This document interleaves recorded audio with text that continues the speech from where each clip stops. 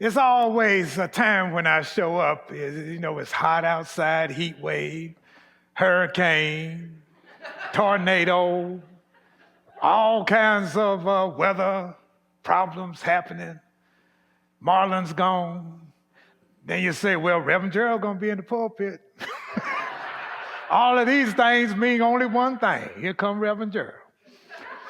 Well, I'm here, church, because I got a message for you. We talk about the American story too much. The American story, as if it's only one. So I thought, well, maybe we need to just bust that wide open, because we have come from different places and we have seen and done different things, but we find ourselves here not conforming, but being ourselves. And when you are yourself, that by definition says variety, says difference, and difference is fine. So I wanted to speak this morning then on this whole idea of the American story, and it brought me to a place long ago when I was 12 years old. That's 62 years ago, church. Do the math. And so when I was 12 years old, I was a very good student at my segregated school, because in those days there weren't integration. It was segregation. You stay over there, we'll stay over here. As if that was the best way to do it. Well, it wasn't, but we have to go through things in order to understand better things.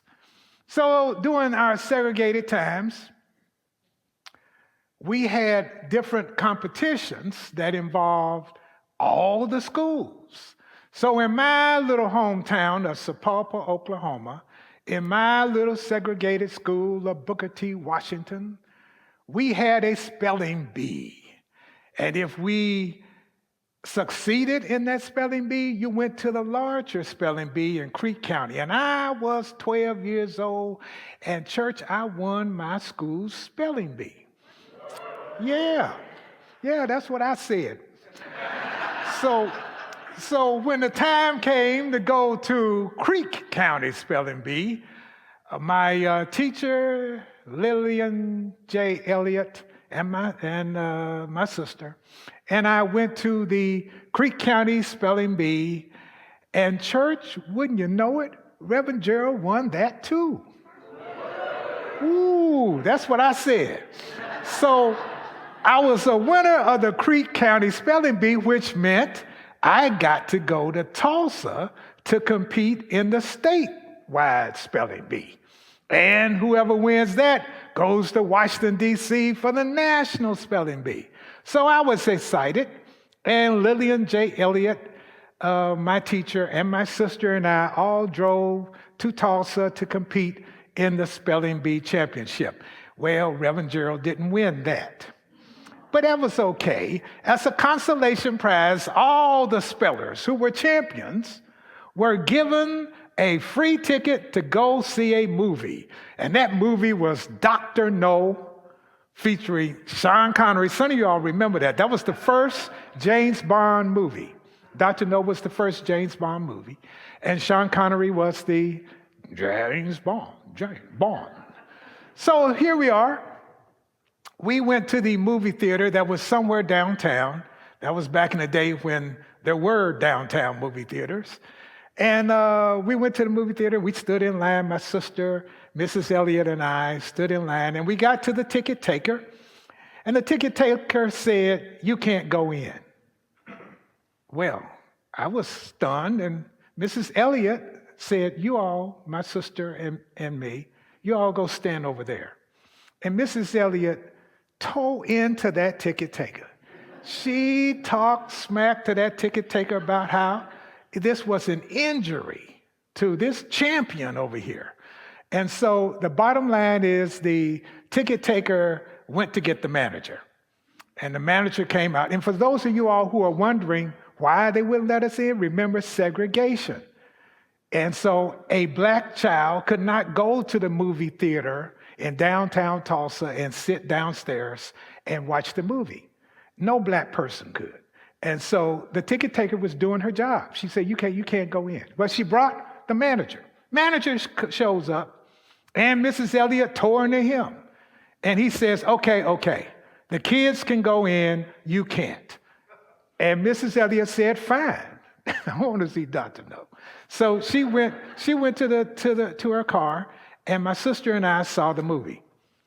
And we came out of the movie, nothing happened, in terms of, what are you doing here? Nothing like that. We came out of the movie theater, got in the car with Mrs. Elliott, and we started on back to Sapulpa. And Mrs. Elliott turned to me and said, Gerald, I want you to remember this. Never let anyone determine your worth.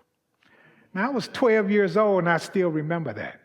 And I have tried to live up to that, and sometimes people don't like me because I live up to that. But that's what it is. Don't let anyone determine your worth. So that's an important part of this message that I'm about to give you all, because we live in a state of Oklahoma where there is much hustling and bustling about the right thing to do, including let's put up 10 commandments in every school room, not just the school room. And let's hire these pastoral counselors who are going to come in and tell these children about what it means to be a Christian nation. But church, this is not a Christian nation. It was not. It was not formed to be a Christian nation. And don't let some of those crazy people tell you that. Folks fled Europe to this place for religious freedom. And so it is important for us to get the history right. And that's the key to everything. If we try to deal with people on the standpoint of their version of history, it never goes anywhere. But that's okay, because we know what the history really says. Mrs. Elliott told me when she said, you have to be the person who decides for you. You don't let other folks decide, you decide for yourself. Which brings us to the second little story I want to tell you. On June 26th, I turned 74 years old. Yes, I know I don't look it. I know. But that's all right. I'm 74 years old. I'm moving on, church. I don't intend to stay over there. I want to go on and find out what's over there. So I'm 74 years old. I'm turning June 26th. I'm turning that. And I hear on my favorite radio station, KWGS, Public Radio Tulsa, which I support, by the way. I was listening there and I heard them say there's going to be a spelling bee. I said, whoa, on June 26th. I said, whoa, I have to go.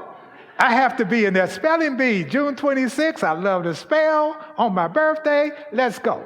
And so my daughter, who was home from grad school in Washington, D.C., said, well, Dad, upon hearing your message that you want to go to be in the spelling bee, I want to do it too. So my daughter and I went and entered and went down to Fulton Street Books on Greenwood for the spelling bee on June 26th. And the words began. And church, I was a good speller because I read. And I'm a good speller now because I read. And so I heard the words and I said, yeah, I can do that. So when it came to me, I spelled all the words quickly because they were familiar. Well, we went on down and folks had to sit down, little tricky little words, and folks sat down. It only left 4 people, and I was one of the 4 people. And so a thing happened, church, that I want to tell you about, that I want you to understand is real. There's this thing called temptation of doubt. Doubt, church. D-O-U-B-T. That's right. Doubt is one of those things that will make you stand still. And you say, I don't know. Maybe I should, maybe I shouldn't. And that means you're not going anywhere. You're not doing anything. Doubt is a tough little number. But that wasn't part of me because I was, rocking and rolling. But then with just the four of us, the words got a little harder, church. And some of those words I never heard of. And I was thinking, I wonder if one comes to me, will I know it? Of course I won't know the word. How will I be able to spell it? Oh no, oh no, oh no. Doubt was saying, yeah. You don't just see that you're not going to win this because you have me. Doubt on your shoulder. But I still stuck it out. Finally, it came to me with this last round, 4 people. And my word was bourgeois. Bourgeois. Now, back in the day, we used to say, instead of saying bourgeois, we'd say bougie. That person is bougie. Bourgeois, it's middle class, and they're not like other folk. That's right. They're not. So bourgeois was the word, and I said, now I know, but church, I lived in Belgium for a year learning French. And I taught for a year in Zaire in French. So I know some French, at least back then I did. But I still know now. I know bourgeois. But I let that thing on my shoulder called doubt say, nah, this is a hard word for you. You haven't said bourgeois in a long time. And you can't spell it. And so I went, oh, well, wow, here it is, bourgeois. So I spelled it, church, Bougeois. Bing, that's not bourgeois. Bourgeois is Bourgeois. Yes. I said, oh no, of all the words, I know it was Bour, and I sat up there and let that doubt make me think I couldn't do it. But then I found out in the first service, the person who won that spelling bee is a member of All Souls. She came up and says, hey, I won that spelling bee. I said, go on with your bad self. But church, that's a beautiful thing. All Souls does have smart people going here. I know. That's true. But the thing that I want you to understand, church, is that you can do that to yourself too when you have that temptation of doubt. There's some things that are just, no, I'm going to do this. It's the right thing to do. Now, the right thing to do can get you in trouble as well. But I'd rather be in good trouble than bad trouble. And that's the thing. So we as All Souls members, we have a vision statement. And our vision statement says that we welcome everyone. Everyone. We're not saying you have to believe this in order to come in here. We say we love beyond belief. We say that. Now, doubt will be on your shoulder saying, how can you do that?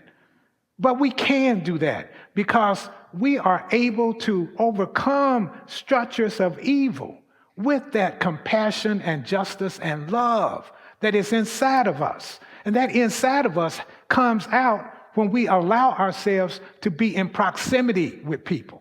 We're not going to just talk about folks away in our rooms, our houses. We're going to get out here and be around people and talk to people with that justice, love, compassion element that is inside us. And let it come out. Because who knows? Maybe that person wasn't thinking. They were just doing what everybody said to do. So that reminds me of something else that happened. I don't know if you remember the Chautauqua speaker who came, Vanessa Adams Harris. She was Rosa Parks.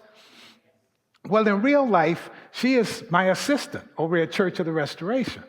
And she also gets paid from the John Hope Franklin Center for Reconciliation. And she was extended an invitation to fly to England, Liverpool, to present a paper about John Hope Franklin at this center. This center is the Desmond Tutu Center for Reconciliation and Peace and Reconciliation. So she was representing the John Hope Franklin Center for Reconciliation over in England, in Liverpool, of all places. If you know about your history, That's where the ships were built that went to Africa and got enslaved people, took them to these United States, and then went back to Liverpool to deliver the cotton. And those then were marketed all through Europe. That's how that Middle Passage went, right? Liverpool was a big slave ship building place. And so they built on that place the center, Desmond Tutu Center for Reconciliation, which I think is wonderful. So there is Vanessa Adams Harris there to give her paper. And what do the British people say to her at first? They say to her, "What about this Ryan Walters person? Your state superintendent of schools who wants 10 commandments in every classroom? Tell us about that." So she told me, she said, all the way to England, I got a deal with Ryan Walters. But Ryan Walters is wrong, church. He's wrong. He is. The way that children learn to behave is when adults are teaching them how to behave. It's not a bunch of words on the board that's going to make them behave. It's what it's teaching. And then here's the other thing. Have you found out what's going on in that child's home? What's going on back home that child is misbehaving here? There are all kinds of ways to understand how to correct children. It's important for us to know our history and then tell it. Don't just hold it. For instance, the Statue of Liberty.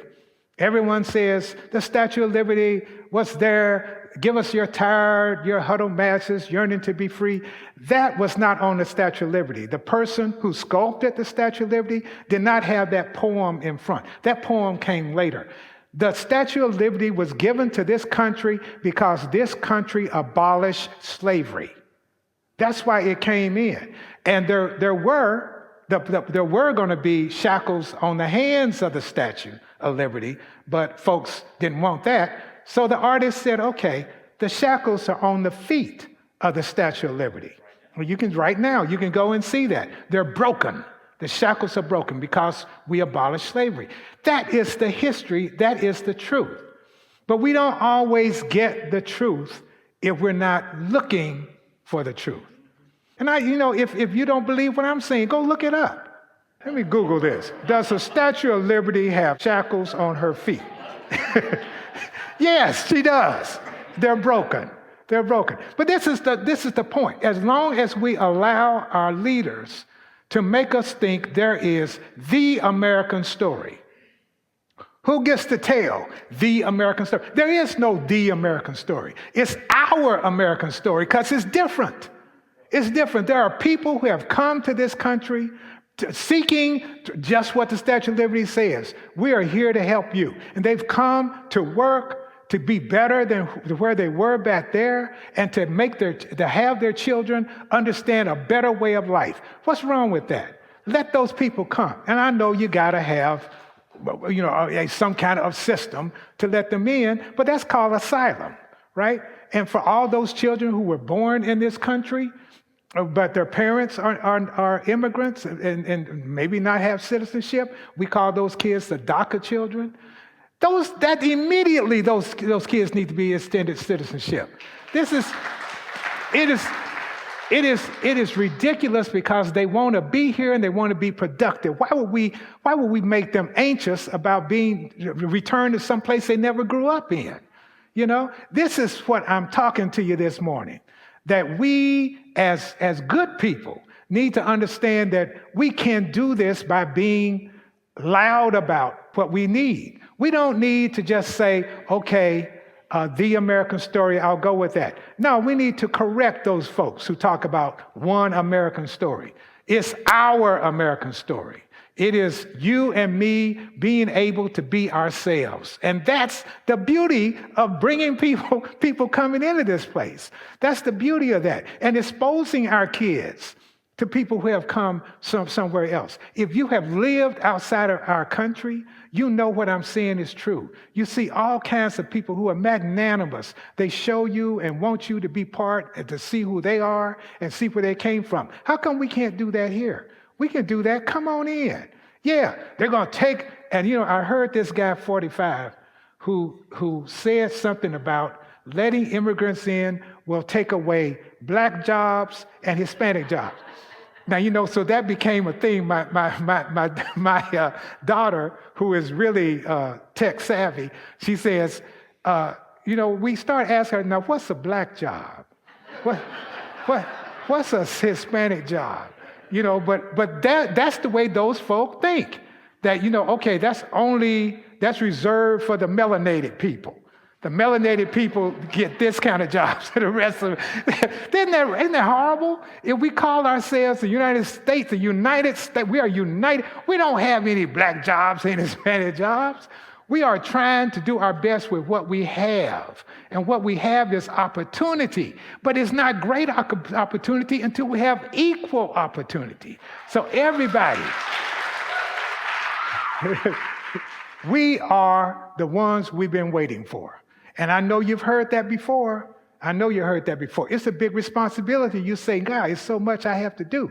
But it is possible. Why is it possible? Because it's inside of you. You made a decision when you decided to join this place called All Souls, or when you're deciding whether or not to join this place called All Souls. Maybe you want to see, are they really for real?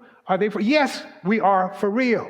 We mean to be that kind of place where everyone is welcome. Everyone is welcome. This place, as a matter of fact, I was so happy that Hannah Middlebrook, who is Director of Operations, has convened a committee called the Accessibility Committee. Yeah. And that Accessibility Committee says, hey, and I tell you this, if you live long enough, you will be disabled. That's the truth. But I'm telling you that some of us out here have different abilities. Yeah, and it's okay to be here in this place because this place says we're going to make sure anybody with any kind of different ability will be able to navigate this place. And, and the reason why we're doing that is that we say we love beyond belief. We say that way, if you love beyond belief, you're thinking ahead of people who are coming in, who are saying, I need a little help here. We're going to give you that help because disability means to us accommodation. That's all it means. If you're disabled, it means accommodation. We are not going to allow anyone to separate us from each other. Ain't going to happen. We are in a place right now. We're in a place right now where it's so easy to just turn our backs and say, I'll just go along with the flow because, I don't want any trouble. I just want to go along and kind of get along, right? That never wins. Let me tell you, never win that way. That's why John Lewis talked about good trouble, because we have to make things change. And the way you make things change is you say, this is not working for me. This is not working for my friends. This is not working. We need to change it so that we can work. Well, you're a minority. No, we're not a minority. We're human beings who love. And human beings who love think beyond just what's good for me. I'm thinking about my neighbors. I'm thinking about my coworkers. I'm thinking about all the folks who are different. That's why it's important for us to be in a place like this, because you got backup back here. You got backup. You're not by yourself. You're part of a justice league. That's right. Justice. You're part of it because that's who we are. We work for justice, and justice will always come out. What did Cornel West say? Justice is just love in public. That's all it is, love in public. That's justice. We are part of who we always wish we had. We say, well, I wish we had it. No, it's you. It's you and me, and we can do this. Now, I'm getting hoarse. That means I need to sit down. But before I sit down, I want to tell you this. I know I called out Ryan Walters, but he's a human being too. But Ryan Walters got a long way to go. He's got a long way to go. You know why? Because he's caught up in this idea of power. And power is something that will take over you. If you want to stay in power, you do it this way. And that will taint a human being's spirit because they're only thinking about power. And power cannot win over love. I'm here to tell you, it can't do it. When voices are united together, they're not small anymore. That's why voting is so important, because people think, well, my vote is just one. One vote can win an election. It's important for us to band together, to work together, to make this a better world. Our vision statement says that. That's why we're open to everyone. That's why we are, because we're going to make this a better world. And our antecedents who came before us seeking this place because they could have religious freedom, yes, we're going to support those people. So you can be a Muslim and not worry about Sharia law, right? No, we can be a Muslim and be who you are. You can be Hindu and be who you are. You can be Buddhist and be who you are. And you can be all of that and come here. And we're going to say, you're all right with us. Yeah. We're gonna do that because we're talking about fundamentals here. And the fundamental thing is love. It's a 4-letter word, and I like it. That's a fundamental fact. When we have love, we can overcome. Yes, there will be some times when we get pushed back and some of our heroes and sheroes are slain because of ignorance. Yes, but that does not mean that we can't overcome that. It is up to us. You hear me? We are the ones we've been looking for, because love will overcome hate. Amen.